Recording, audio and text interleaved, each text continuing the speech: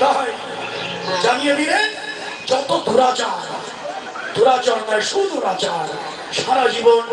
অন্যায় ব্যভিচার কুকর্ম করার পরেও ওই পাপিষ্ঠও যদি আমার ভজনে লেগে যায়, আমি সঙ্গে সঙ্গে তার সমস্ত জীবনের সমস্ত পাপ ক্ষমা করে দিয়ে সাধু সাধু